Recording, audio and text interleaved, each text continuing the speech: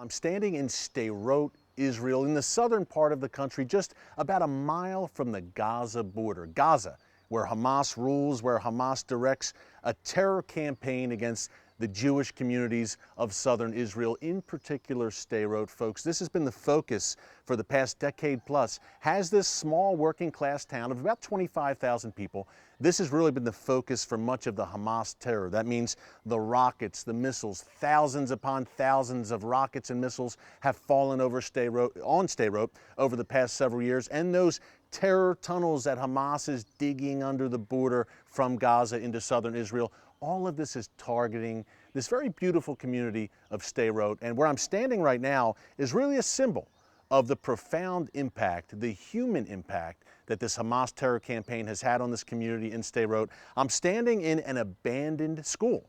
Now, this was a school for children from first grade through 8th grade. At one time, hundreds of students went to this school. Now it's abandoned because it was struck by Hamas rockets coming from Gaza, again, just a mile away.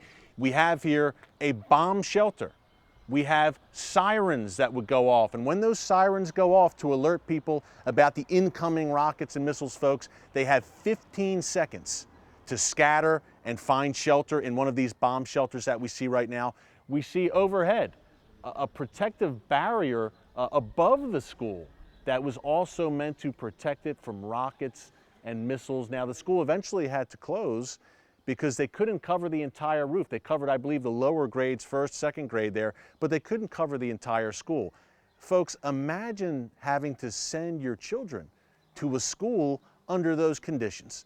So this school had to close because of Hamas's genocidal campaign against the Jewish people. And that's the truth. But the good news is, and we're going to bring you a lot of good news today. We're going to show you the tragedy, the suffering, the human stories about life here in Sderot due to the Hamas terror campaign.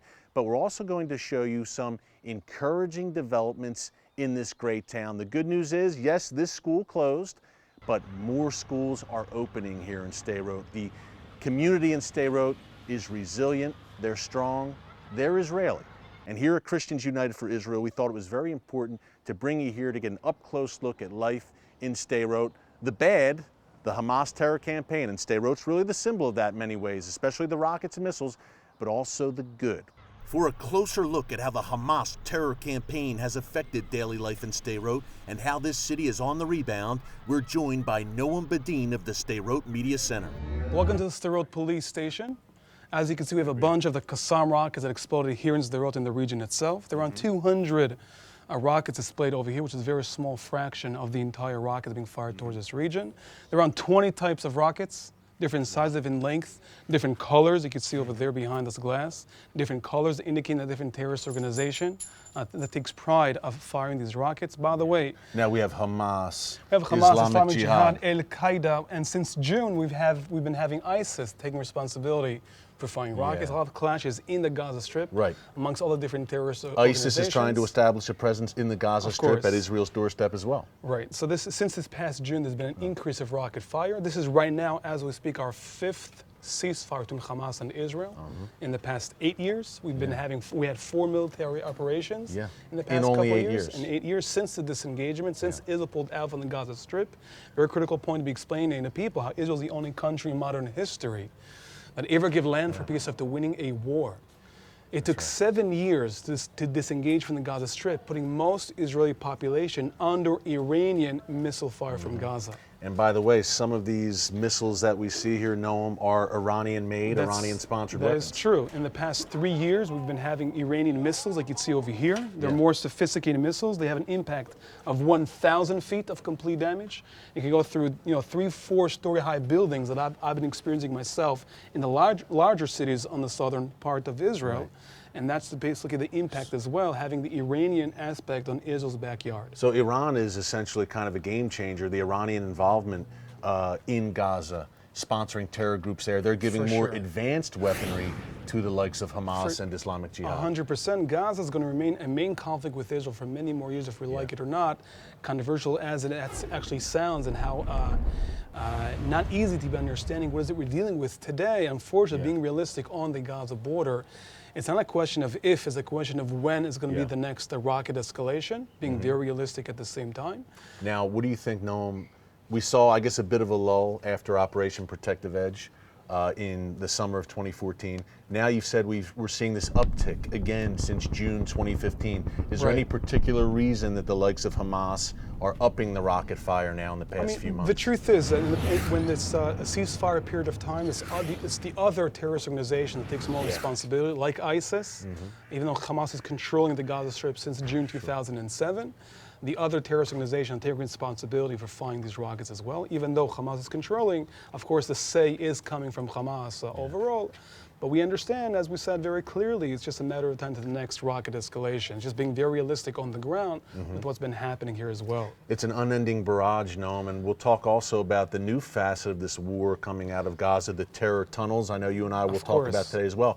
But tell our audience, Noam, since the disengagement from Gaza, and since around 2000, 2001, do we have an estimate? We see a bunch of these rockets and missiles here right now in Sderot, in Israel, on the doorstep of Gaza. Do we have an estimate how many have come in the past 15, 16 years or so? Thousands, right? I'll be honest, if you ask this question here in Israel, how many rockets have been fired from Gaza towards Israel since the disengagement? It's been over 24,000 rockets being fired from Gaza towards Israel. Now again, being here today in Sderot, explaining how unique this reality actually is explaining very clearly what other country in the world would tolerate only one rocket being fired toward its territory. I came back from San Diego campuses just a couple months ago. You put the resemblance, what would happen if only one rocket be fired from Tijuana towards San Diego, what the response would be? Yeah, Noam, that's a key point. And folks at home watching, look, Noam makes a key point. If you're in the United States, imagine if you lived in Minnesota and a daily barrage of rockets and missiles were hitting your state, or if you lived in Texas, California, and a barrage of rockets and missiles were coming against your state every day. What would America do under such a threat? Well, Israel has been dealing with this for well over a decade now, as Noam said. 24,000 rockets and missiles, and unfortunately really affecting communities like right here in Sderot in the south in particular. I think the hardest thing to explain to people living here on the Gaza border is trying to explain that once a rocket is being fired from Gaza towards Sderot and the whole western Negev region, we have more or less 15 seconds or less to run for your life. Now the question is, what can you possibly do in 15 seconds? The sirens go off. Yeah, and that's became the challenge, to try expressing this daily routine life sometimes, and this human aspect of the story living on the Gaza border. Do not take my word. If people come to this region, just talk to people, be amazed to realize how every single person in this town and region has the experience of a rocket exploding nearby.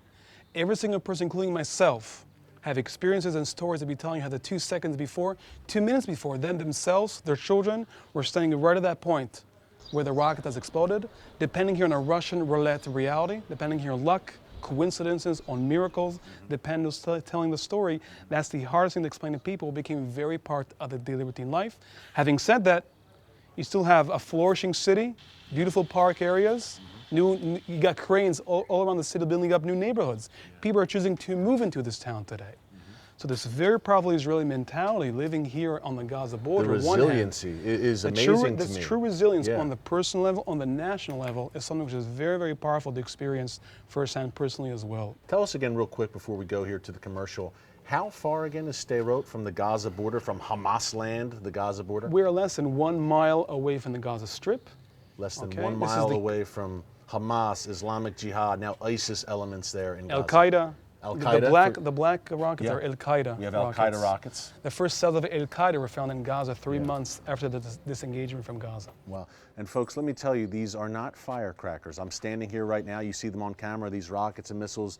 This is major stuff. This is Al-Qaeda, Hamas, Islamic Jihad, as Noam said. These are Iranian-made, highly advanced, increasingly advanced rockets and missiles that are being fired just 1 mile from this great town of Sderot in southern Israel. Well, we have much more coming up with Noam Badin from Sderot, Israel. Stick around. It's The Watchman. It's Kufi, only right here on TBN. Don't move.